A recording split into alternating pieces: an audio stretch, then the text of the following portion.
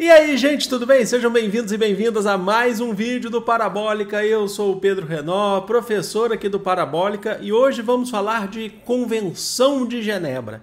Por quê? Porque a gente sempre fala em questão de guerra. Ah, mas você está seguindo, esse país segue a Convenção de Genebra, não segue? Então vamos entender o que é a Convenção de Genebra, ou melhor dizendo, as convenções. Só que depois elas centralizam em uma, na última Convenção de Genebra, para a gente entender questões de guerra, crimes de guerra, o que pode, o que não pode dentro de uma guerra. Vocês sabiam que existem limites? Esses limites foram feitos de acordo com a história da humanidade, principalmente desde o século XIX. Então já se inscreve no canal se ainda não for inscrito e curte esse vídeo. Estamos começando a nossa semana. Tem história, filosofia, sociologia, geografia. A gente está fazendo lista de geografia também para vocês. E é isso, tem muito conteúdo aqui para o Enem e demais vestibulares. Lembrando que as referências estão aqui na descrição e também as minhas redes sociais estão na descrição ou no comentário fixado. Vamos lá então começar. Bom, o que é ou o que são as Convenções de Genebra? Na verdade é uma série de 4 tratados feitos, assinados em Genebra, na Suíça, ok? Tem então tudo tranquilo, né? Deixa eu mudar o microfone aqui rapidinho. Assinados em Genebra, na Suíça, que vem desde o século XIX. E, na verdade, esses tratados dizem respeito às condições humanitárias dentro de um processo de guerra. Um resguardo humanitário, são leis, tá, que são definidas. Quando há um conflito, há uma guerra entre dois países, existem leis dentro desses conflitos. A primeira vai ser lá de 1864, e ela foi uma iniciativa do suíço, um filantropo, o Henri Dunant, qual que é o conceito aí para a gente entender? Século XIX, 1864, é período que a gente está vivendo na Europa, principalmente, a chamada Primavera dos Povos, existem conflitos, existe uma guerra, inclusive, de unificação da Itália, uma guerra de unificação da Alemanha. O Henri Dunant, na verdade, o nome dele, eu falei Henri Dunant, ele lutou, inclusive, nesse processo da guerra da Itália, e ele percebe que existem várias coisas que poderiam ser evitadas durante um conflito, tá? Que poderiam ser evitadas durante um conflito. Então, ele começa a estabelecer regras junto com outras organizações e países que passam a assinar as convenções, falando, a gente aceita, dentro de um processo de guerra, não fazer isso, ou, sabe? Então, cada convenção vai acrescentar algo até a gente chegar na última, na 4ª convenção, que é por isso que a gente fala assim, a Convenção de Genebra. A Convenção de Genebra é um acúmulo das 4 convenções, tá bom? Então é importante que vocês entendam isso. A última, se eu não me engano, é de 49, é isso mesmo?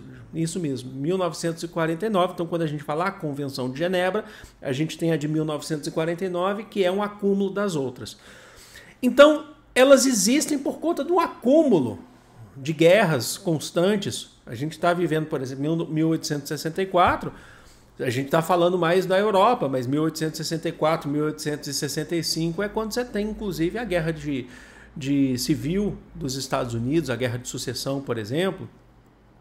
Então você começa a olhar várias experiências de guerra e ver, há um limite dentro desse contexto. Mas vamos falar da primeira. A primeira foi a que estabeleceu a Cruz Vermelha. A Cruz Vermelha.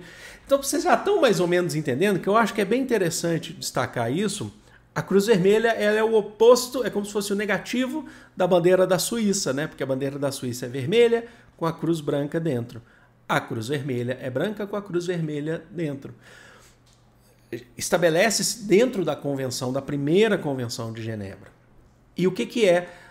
Eu vou fazer um vídeo aqui, tá? Aí eu vou explicar com mais detalhes esses conceitos da Cruz Vermelha para vocês. Deve sair na semana que vem que a gente vai produzir esse vídeo. Estabelece o cuidado aos doentes e feridos durante conflitos. Então a gente tem, por exemplo, ambulâncias, não podem ser atacadas, não podem ser alvos de bombardeios, hospitais não podem ser alvos de bombardeios.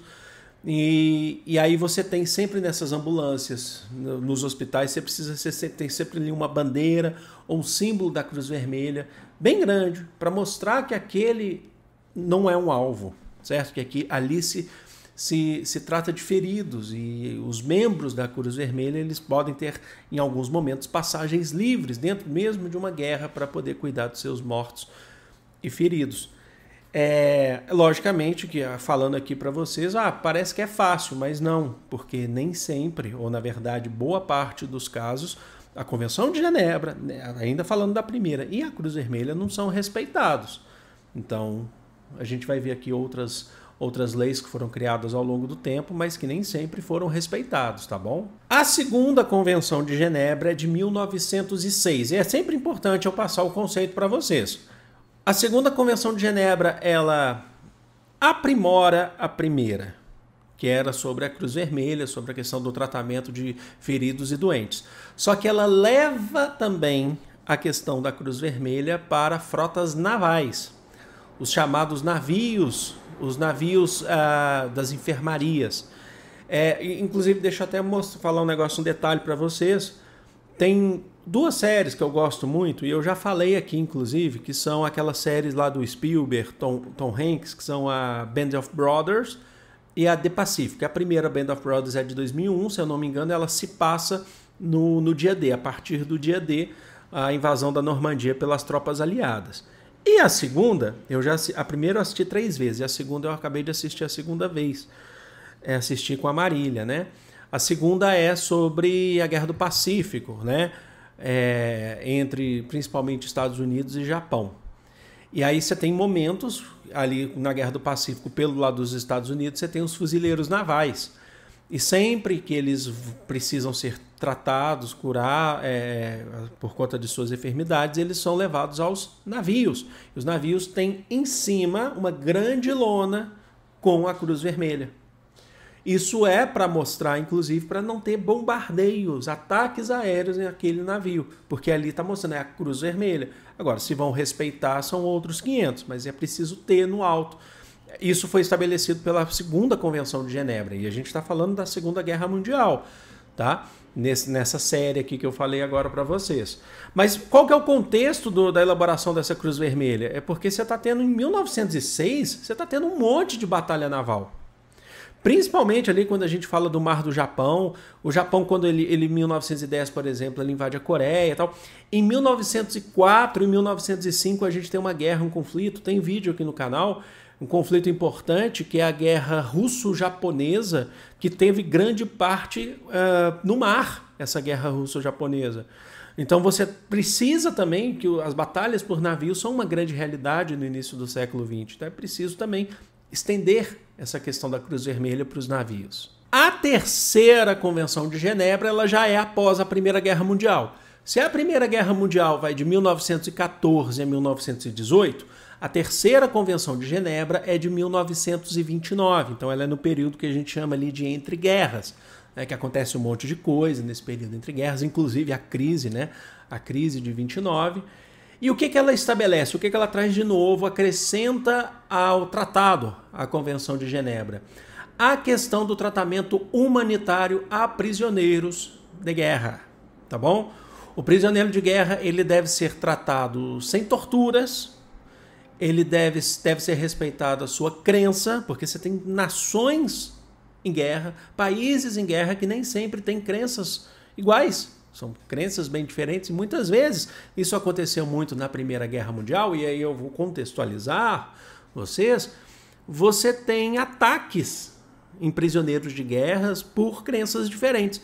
Basta a gente lembrar, e tem vídeo aqui no canal sobre isso também, sobre o Império Otomano. O Império Otomano que fez verdadeiros massacres durante a Primeira Guerra Mundial.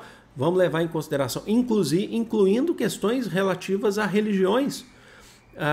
Vamos lembrar, por exemplo, eu falei nesse vídeo, que é o genocídio macedônio, sabe? O Império Turco, né?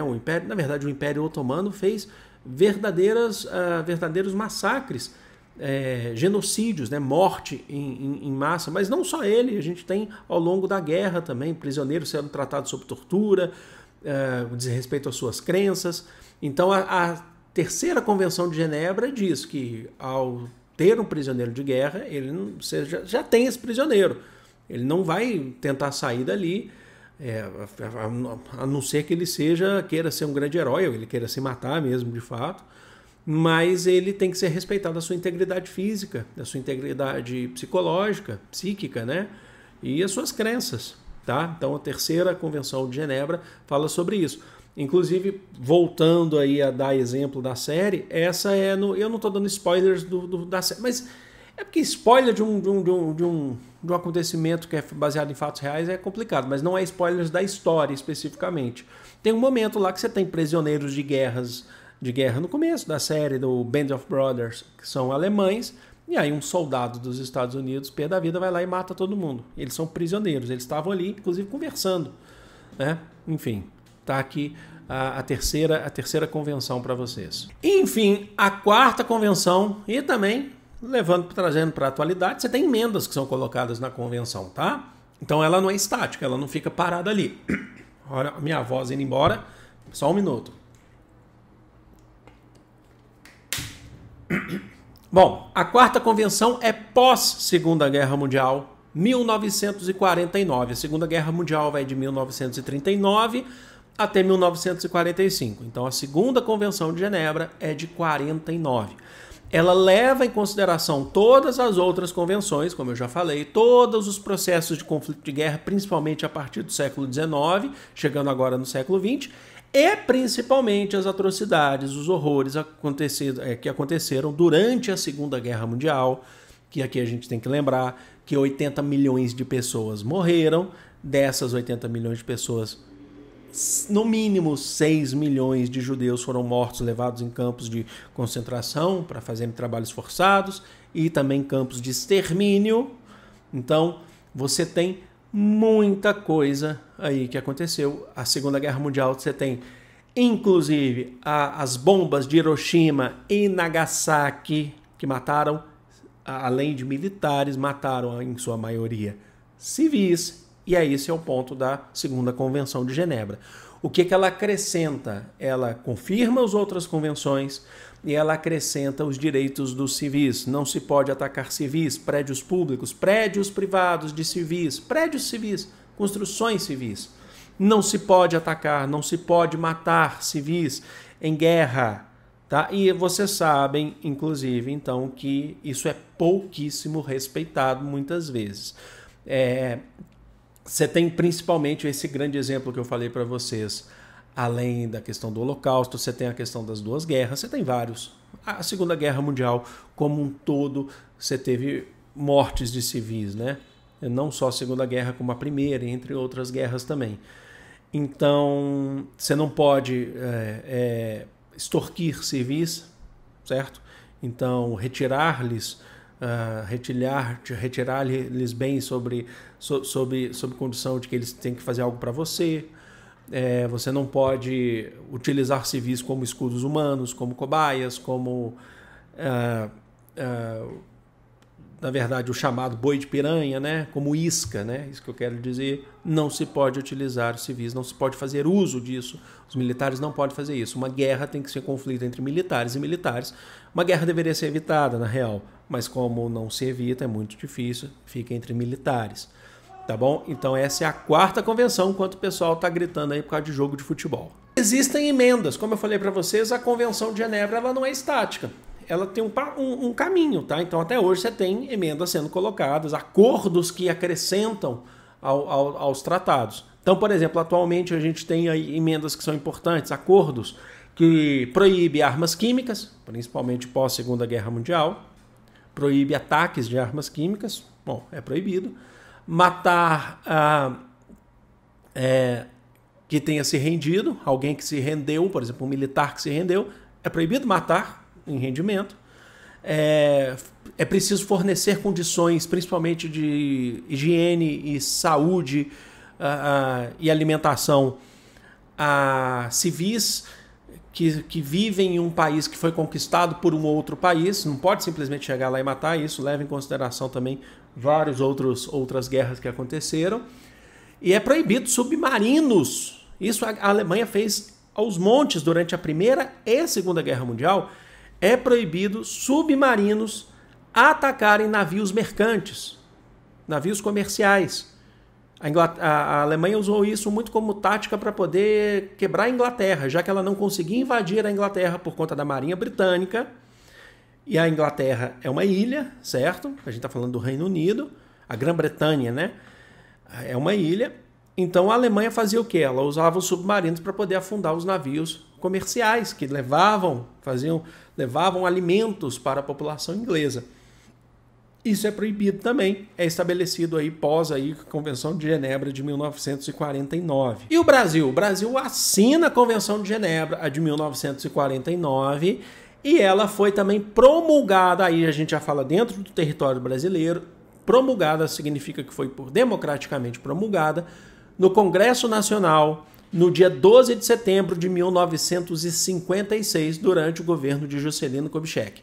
Então o Brasil assina a Convenção de Genebra em 49, e em 56 ela é aprovada no Congresso Nacional. Então o Brasil segue as diretrizes dessas leis extremamente importantes aí sobre direitos humanitários durante um processo de guerra. E a violação da Convenção de Genebra, porque estamos falando de leis, é questão jurídica. A violação é levada em julgamento e possível punição na Corte Internacional de Justiça, em caso de Estado. Eu fiz um vídeo sobre a Corte Internacional de Justiça recentemente. É uma das agências da ONU, é uma dos braços da ONU, dos 5 braços, junto com o Conselho de Segurança, a Assembleia Geral. Então, a Corte Internacional de Justiça, que está em Haia, né, nos Países Baixos, Holanda. Então, ali se julga crimes de Estado, se julga o Estado. Mas pode ser levado também para a Corte Penal Internacional quando se trata de pessoas. Aí se julga o pessoal, tá bom? As pessoas que cometem esses crimes internacionais, às vezes você precisa fazer isso, é levado para a Corte Internacional, a Corte Penal Internacional. Então são esses dois grandes mecanismos aí para quem infringe ou viola a Convenção de Genebra. É isso, gente. Espero que vocês tenham curtido, espero que vocês tenham entendido. E aí, quando falar agora Convenção de Genebra, crimes de guerra, vocês já estão sabendo o que é para quem ainda não sabia, tá bom? Vou ficando por aqui, amo vocês de coração, um grande beijo, fui!